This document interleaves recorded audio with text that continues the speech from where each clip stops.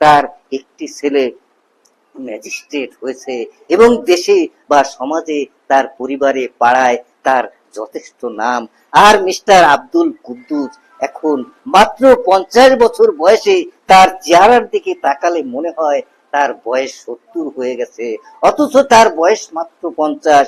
ওই স্ত্রীর বয়স 40 বা 45, তার বয়স তার চেহারার দিকে তাকালে, চুলের দিকে তাকালে খসখসে মনে হয় তার 60 বছর পূর্ণ হয়েছে, অথচ তার বয়স মাত্র 45। একজন মানুষ যে কি করবে সেটি তার উপর নির্ভর করবে, সে কতটা নিজেকে নিয়ে ভাবে, কতটা সে সচেতন, কতটা সে নিজেকে উপরের দিকে তুলতে চায়, এটি তার নিজের ইচ্ছা। আমি বা আপনি যতটাই আপনাকে চেষ্টা করি না কেন, আপনারও যদি মন থাকে তাহলেই আমি পারবো। আপনার যদি মন না থাকে, ইচ্ছা না থাকে, পরিশ্রম এর ভেতরে না থাকে, তাহলে আমি আপনি আমরা কেউই আপনাকে উপরের দিকে তুলে দিতে পারবো না।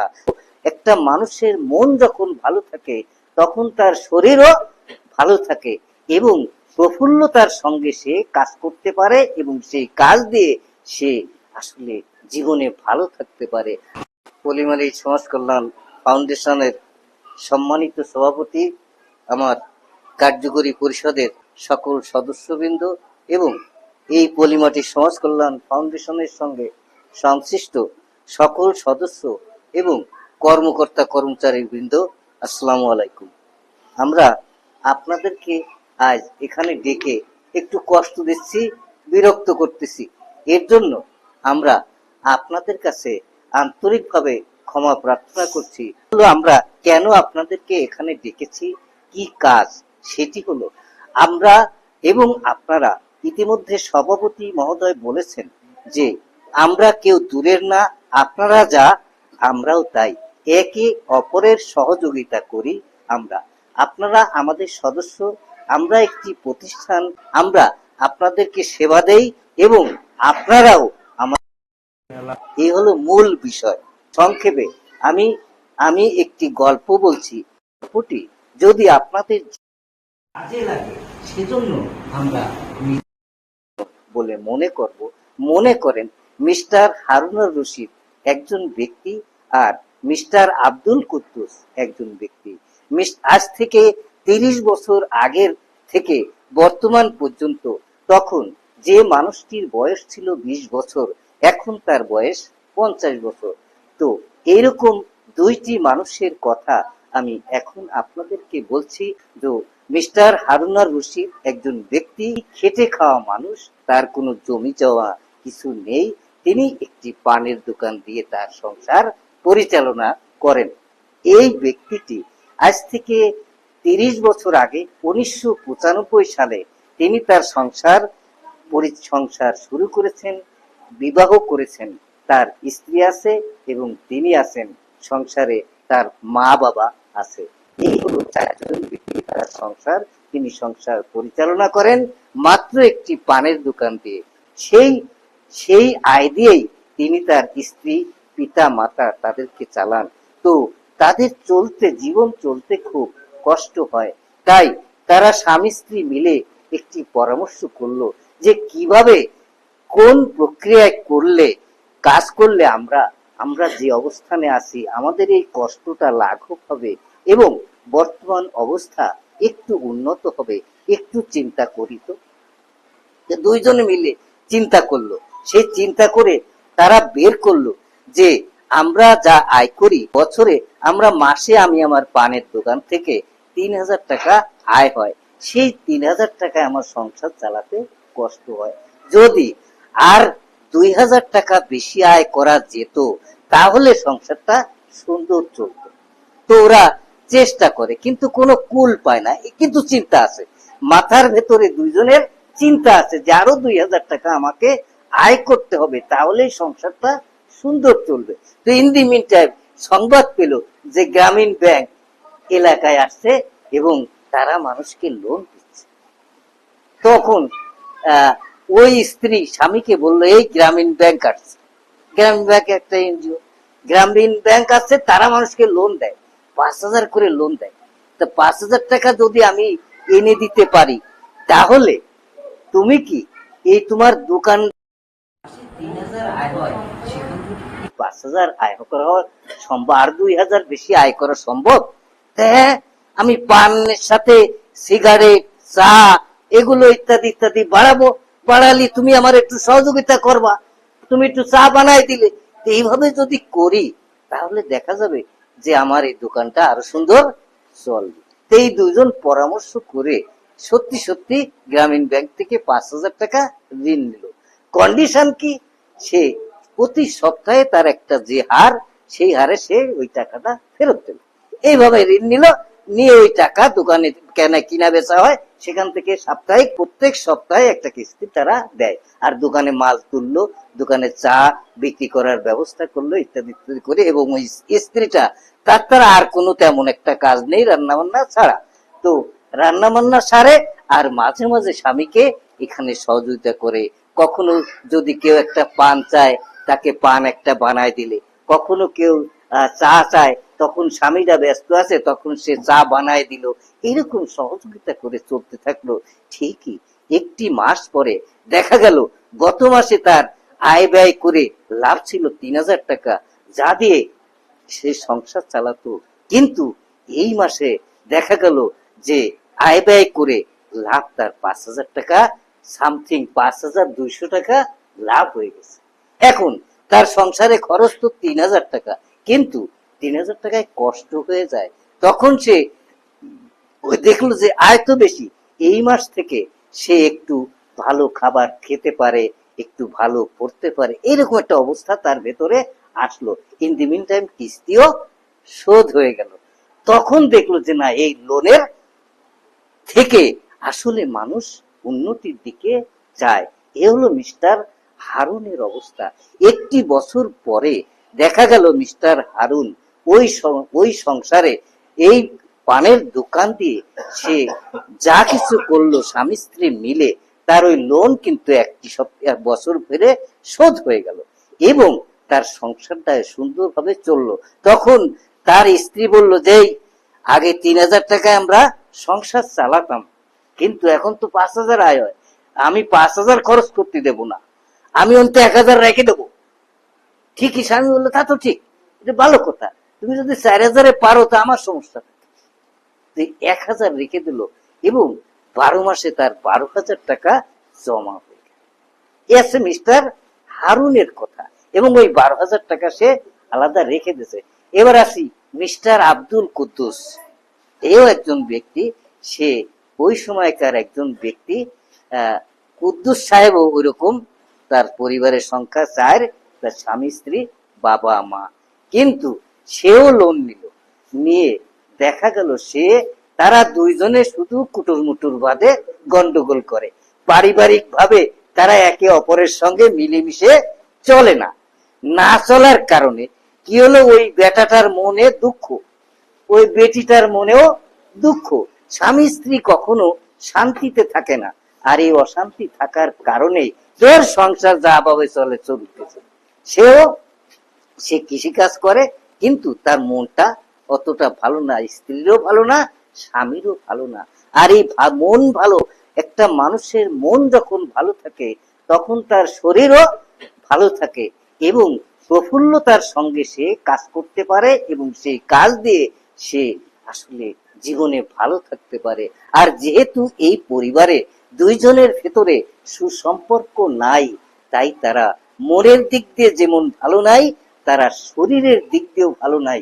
তাদের নানাবিধ অসুখ বিসুখও লেগে থাকে। এখন এই পরিবারে ওই বউ তাদেরকে বললো, স্বামীকে এসে বললো, এই আমাদের তো খুব কষ্ট, তা ওই গ্রামীণ ব্যাংক লোন দিচ্ছে, তা ওখান থেকে লোন নিলে হয় না? যা যা, লোন নিয়ে শোধ করবো কি করে? এইভাবে বলে, প্রায় বলে, শোনে না। আর ওই বেটাটা যেহেতু মনে তার অশান্তি, 2 দিন কাজে যায় তো পরের দিন আর যায় না। এটা মানুষের স্বভাব, এটা মানুষের ভেতরেই থাকে, অলসতা করে। কিন্তু ইচ্ছা করলে সে অলসতা পরিহার করে সুন্দরভাবে কাজ করতে পারত, তার স্ত্রী যদি তাকে সহায়ক ভূমিকা পালন করত। আসলে মানুষ তো একা মানুষ না, দুইটা মানুষ মিলেই মানুষ। তার পরিবারের সন্তান সন্ততি সকলে মিলেই মানুষ।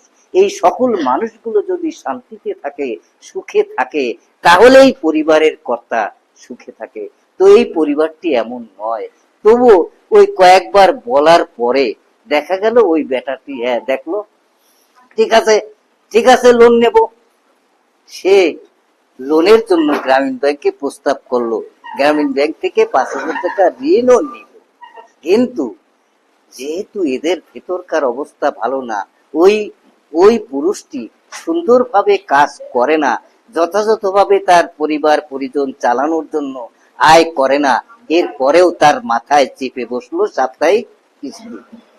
তাইলে সে যা আয় করে তাই দিয়ে তার সংসারই চলে না, তার সপ্তাহ শেষে 125 টাকা বাঁচাতে হবে, তারপরে না তাকে কিস্তি দিতে হবে। তো সপ্তাহ শেষে 125 টাকা সে তার স্ত্রীর হাতে বাঁচিয়ে রাখতে পারে না। এই স্ত্রী যেহেতু লোন নিয়ে দিছে, ওই সমিতির লোক আসে, টাকা চায়, স্ত্রী ওই সমিতিতে উপস্থিত হয় কিন্তু টাকা নিয়ে যায় না। তখন বলে যে স্যার এই ব্যাপার, আমি তো টাকা দিতে পারি না। 2-3 সপ্তাহ দেয়, পরের থেকে আর পারে না, কারণ তার স্বামী যথাযথভাবে কর্ম পরিচালনা করে না, কাজ করে না, তাই সে পারে না। তাই ওই কর্মী চাপ দেয়। এভাবে দেখা গেল যে স্ত্রী আরেকজনের স্ত্রীর কাছে কর্জ করে নিয়ে কয়েক সপ্তাহ দেয়, এরপরে আর স্বামী দেয় না, তখন সে বাধ্য হয় না কিস্তি খেলাপ করতে। এইভাবে দেখা যায় এই ঋণটা নিয়ে 1 বছর পরে 20 সপ্তাহ শোধ হয়েছে, বাকিটা শোধ হয় দিতে পারে নাই, সম্ভব হয় নাই। এটা যে সে ইচ্ছা করে করেছে এমনটি না, কেউ কেউ করে কিন্তু এ করে নাই। এই ক্ষেত্রে ওই যে গ্রামীণ ব্যাংকের যে কর্মী, সে কি ছাড় দেবে? না, সে তার বড় স্যারদের বলেছে, বড় স্যাররা একদিন গাড়ি ঘোড়া নিয়ে 10-12 জন হাজির। তখন ওই বেটারে পাইছে এবং ওই স্ত্রী এবং স্বামী স্ত্রী দুইজনরে পাইছে, সাংঘাতিক ভাবে ধরছে, টাকা নিছো, এই টাকা তো দানের টাকা না, এসে লোনের টাকা, তোমাকে ফেরত দিতে হবে, তুমি কাজ করবা, উন্নতি করবা এই টাকা দিয়ে, তা না করে তুমি অবনতি করেছো, এটি তো হবে না। তাই তোমরা কর্মঠ না। আসলে কর্মঠ যদি মানুষ না হয় তাহলে তার বিপর্যয় জীবনের সর্বক্ষেত্রেই হবে, সে উপরের দিকে উঠতে পারবে না। আমি প্রথমে বলেছি মিস্টার হারুনুর রশিদের কথা, তাদের ভেতরে সুন্দর মিল আছে, তাদের কর্মের গতি আছে। সে কিন্তু সুন্দরভাবে বছর শেষে দেখা গেছে যে তার আয় ইনকাম করে ঋণটিও পরিশোধ করেছে এবং 12,000 টাকা সে সঞ্চয় করতে পেরেছে। আর এই ব্যক্তিটি ঋণটির মাত্র 20 সপ্তাহ পরিশোধ করেছে, বাকিটি ঋণ হিসেবে থেকে গিয়েছে এবং কোনো টাকা সে সঞ্চয় করতে পারে নাই।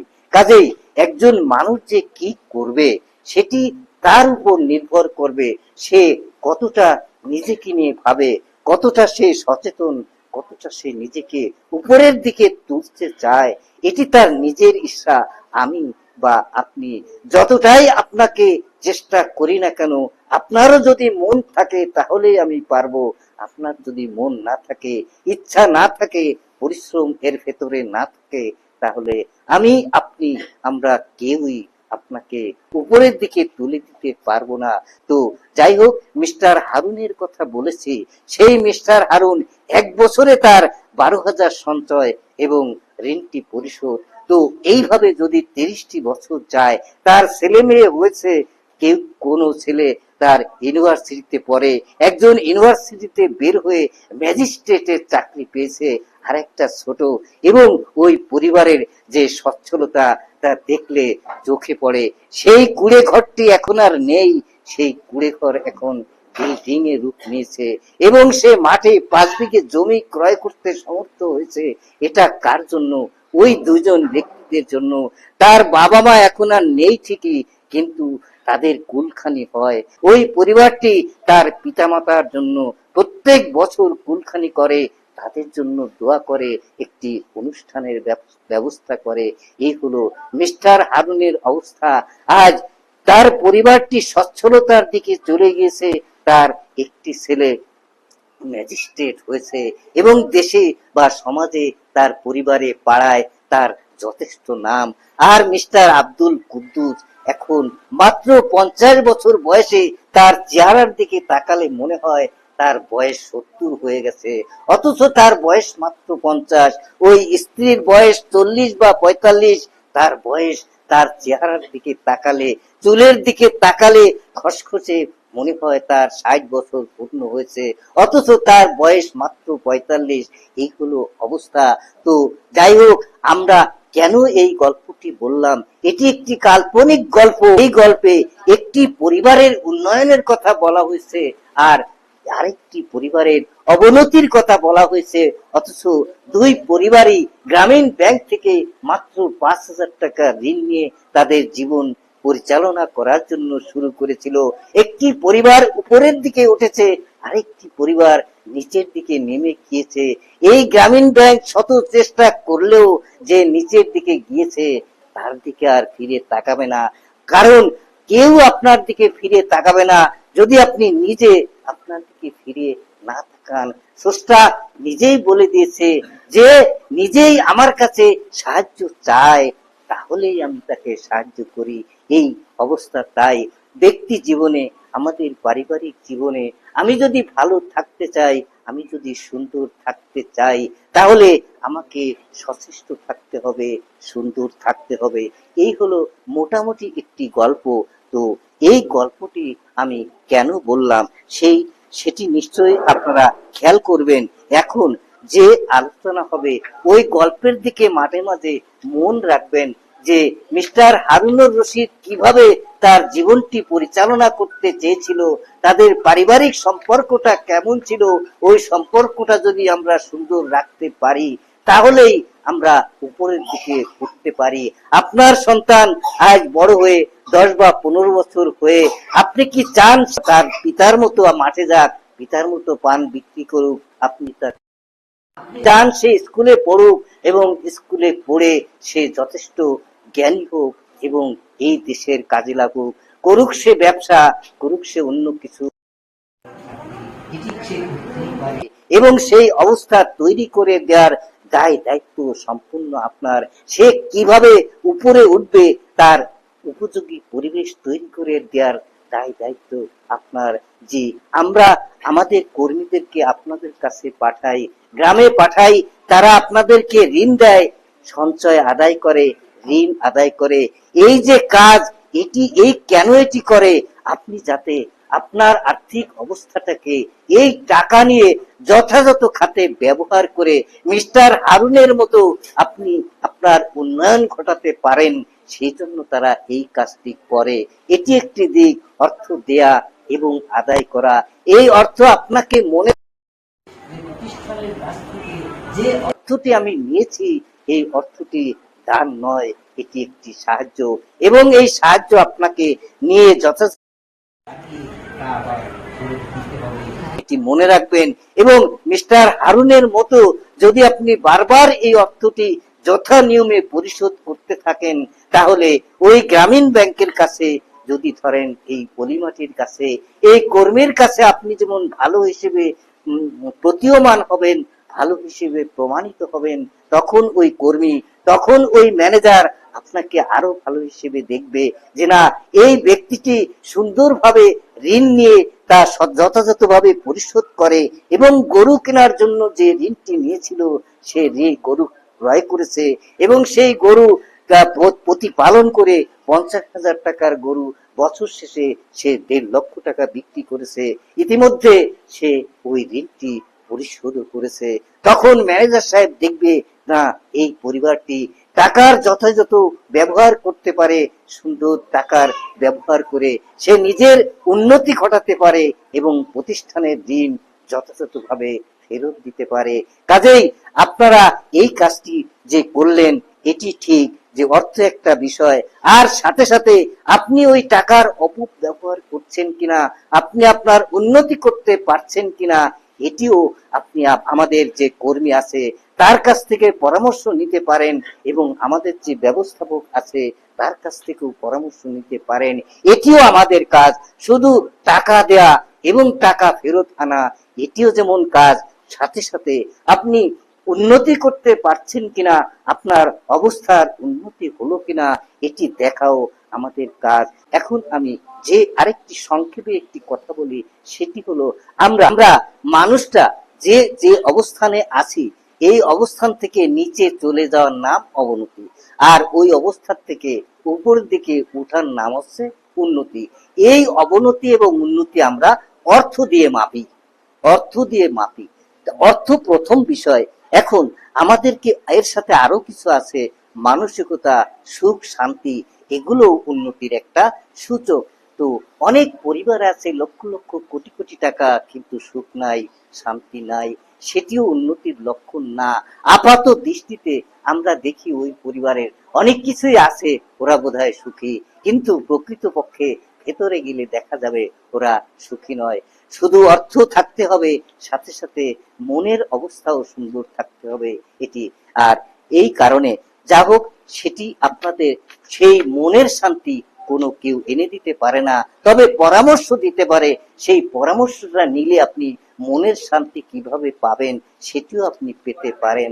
তো আমি সংক্ষেপে যে কথাটি বলছি, আপনি আমি আমরা যে অবস্থানে আছি, ওই অবস্থান থেকে এখন যেমন আছি, আগামী 1 বছর পরে তার থেকে একটু যদি উন্নতি, একটু আর্থিক অবস্থার একটু উন্নতি হয়, সেটিকে বলা হয় উন্নয়ন। এখন সংক্ষেপে বলি যে সমগ্র পৃথিবী চায় যে আপনি যে অবস্থানে আছেন সেখান থেকে আরেকটু উপরে উঠবেন, পৃথিবী চায়। আর পৃথিবী চাওয়ার কারণে এই দেশও চায়, এবং দেশ চায় বলেই আমাদের মতো যে সমস্ত প্রতিষ্ঠান আছে, এই প্রতিষ্ঠানগুলোকে আপনাদের সঙ্গে কাজ করতে বলা হয়েছে, আপনাদেরকে আর্থিক সহযোগিতার কথা বলা হয়েছে, সাথে সাথে কিভাবে আপনারা উন্নতি করতে পারবেন সে বিষয় নিয়েও আপনাদের সঙ্গে আলাপ করতে বলা হয়েছে।